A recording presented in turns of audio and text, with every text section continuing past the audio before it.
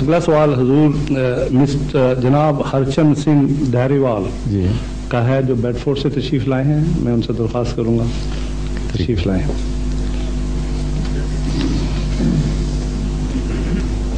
ये east African Sikh हैं या बराह रास्त पंजाब से तशरीफ लाए हैं? ये बेडफोर्ड से तशरीफ़ लाए। नहीं, वो तो है, मैं कहता हूँ ईस्ट अफ्रीका से होके आए हैं या बराह रास्त पंजाब से तशरीफ लाए हैं? ये आप सही। पंजाब सीधा, ठीक है। मैं हरचंद सिंह धालीवाल हूँ और मैं गुरु नानक ਨੂੰ ਮੰਨਦਾ ਹਾਂ। ਜਦੋਂ ਬਾਬਾ ਮੱਕੇ ਗਏ ਸਨ ਉੱਥੇ ਕੀ ਪ੍ਰਸ਼ਨ ਉੱਤਰ ਹੋਏ ਸੀ ਔਰ ਤੁਹਾਡਾ ਉਹਨਾਂ ਵਾਸਤੇ ਕੀ ਖਿਆਲ ਹੈ?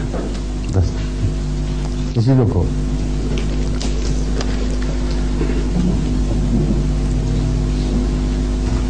बाबा साहेब के मुतालिक दो गवाहियां मिलती हैं।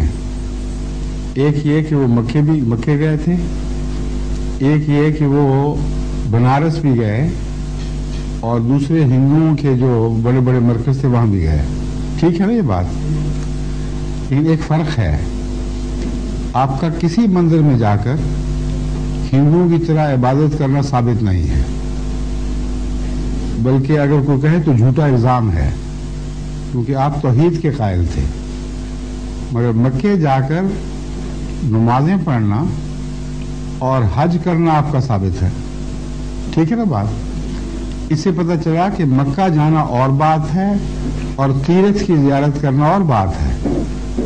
वहां पैगाम तौहीद देने गए थे और मक्के में जाकर आपने जब मुसलमानों वाले फराइज सर अंजाम दिए तो इससे पता चलता है कि वो अल्लाह ताला के एक बरगुज़ीदा वली मुसलमान इंसान थे।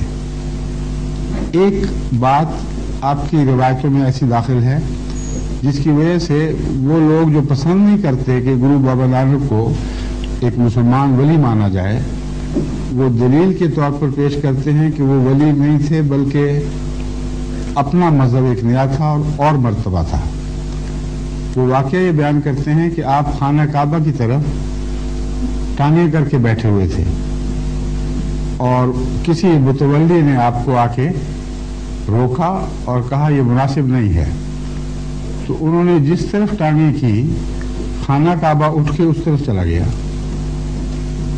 ये रवायत है जो आपके लिटरेचर में दाखिल है। अगर इसको आप सच्चा माने तो खाना काबा तो खुदा की तौहीद का निशान है। हजरत गुरु बाबा नानक के ऊपर बड़ा हरफ आएगा फिर कि अल्लाह ताला की तौहीद आपके पांव के नीचे है। ये या तो कश्फी नज़ारा है उसको बताने के लिए कि खाना काबा तो दरअसल खुदा का मजहर है और खुदा हर जगह है, इसलिए टांगे जिधर भी करोगे वहां खुदा मौजूद होगा। ये वो बात है जो कुरान करीम ने इसी तरह बयान फरमाई है। खाना काबा के जिक्र में फरमाता है फ़अैनमा तवल्लू फ़थम्मा वजहुल्लाह, जिधर मुंह करोगे उधर खुदा ही खुदा है। तो ये चूंकि कुरानी मज़मून के मुताबिक है, इसलिए मैं इसकी ये ताबीर करता हूँ कि उस शख्स को समझाने के लिए कि ये वलीउल्लाह इंसान है, तुम इसकी हिकमत नहीं समझते, ये नज़ारा दिखा दिया गया होगा। मगर खाना काबा की ताज़ीम साबित है आपसे। फिर कभी एक दफ़ा भी ये वाक़या साबित नहीं कि आपने मसलन गीता या वेद को हमायल बना के अपने ऊपर गले में डाला हो। मगर जिसको आप पोथी शरीफ कहते हैं वो कुरान करीम है, वो गर्दन में हमायल रहता था, जिसका मतलब है कि आप कलाम इलाही की इज्जत करते थे, इसको सच्चा जानते थे। फिर आपका चोला है जो उस पर ला इलाहा इल्लल्लाह मुहम्मदुर रसूलुल्लाह, सूरह फातिहा और तमाम किस्म की दुआएं और कुरानी आयात लिखी हुई हैं। एक शख्स जो किसी मजहब का मुनकिर हो और कौल का सच्चा हो और बहादुर हो, वो क्या लोगों के सामने झूठा दिखावा कर सकता है? मजहब कोई और हो और दिखाए कुछ और। اس لیے حضرت گرو بابا نانک کی عزت کا تقاضا ہے کہ جو انہوں نے اپنے آپ کو دکھایا وہی ان کے دل کا حال جانے. بس ہم تو اس تاریخ سے حوالہ دیں گے جس کے ثبوت زندہ موجود ہیں. چولا بابا نانک آج تک ڈیرا بابا نانک میں موجود ہے، اس کی زیارت بھی ہوتی ہے. یہاں اس کے جو متولی ہیں انہوں نے اس کی ویڈیو یہاں آ کے دکھائی بھی ہم سب کو.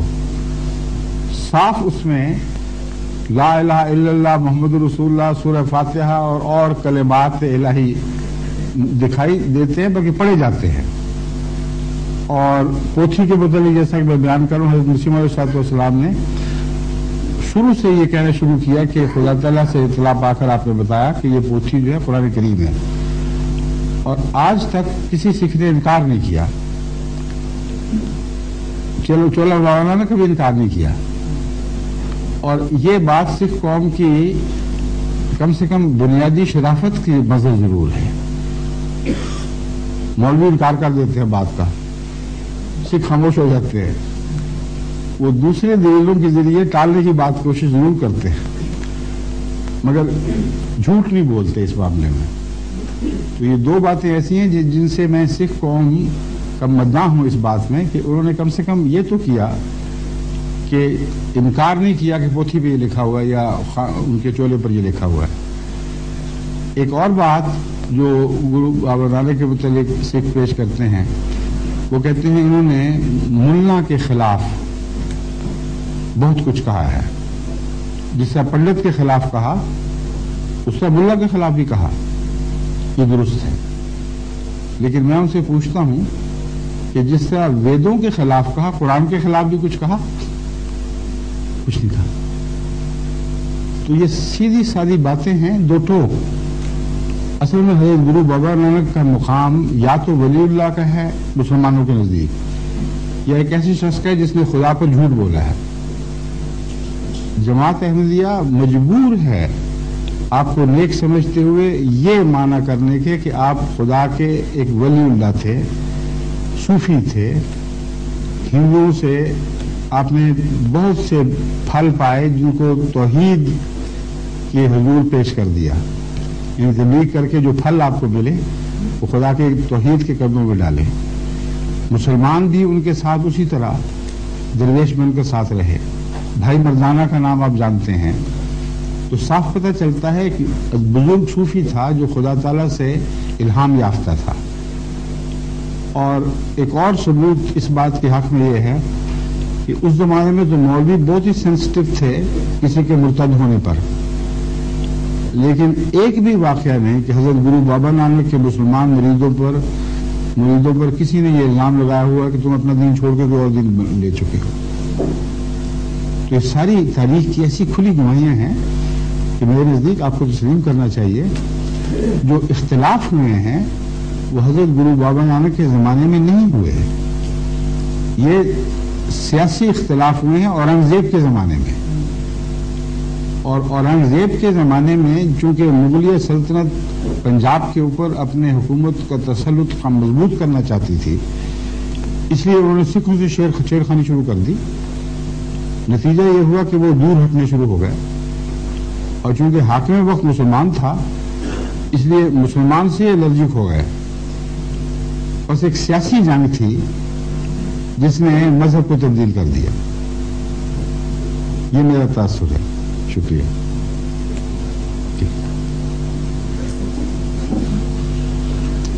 اب میں جناب عبدالرحمان شافی صاحب جو برمنگھم سے تشریف لائے ان سے درخواست کروں گا کہ آئیں اور اپنا سوال پیش کریں. ضمن ایک بات ان سے گزارش کر دوں ظلم کے تعلق میں.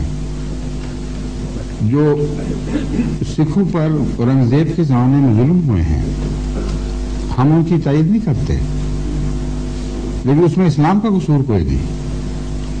یہ بات ایک سکھ نے جو گردوارہ کے کمیٹی میں وہاں کی کینیڈا کی خاص اہمیت رکھتے تھے، وہاں انہوں نے 6 بجے پہلی دفعہ ان کے جواب سے لطف آیا. بہت ہی اچھا جواب دیا.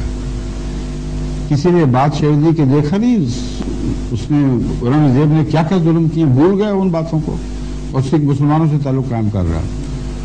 اس نے کہا تم نے یہ نہیں سوچا کہ اس نے اپنے باپ اور بھائیوں سے کیا کیا تھا؟ جو اپنے باپ اور بھائیوں کا نہ بنا وہ تمہارا کیسا بنتا؟ کیا مذہبی اختلاف تھا ان سے؟ بڑی عقل کی بات کی ہے. جتنے میں نے جواب پڑھے سب سے طاقتور یہ جواب ہے. ٹھیک ہے، سمجھیے.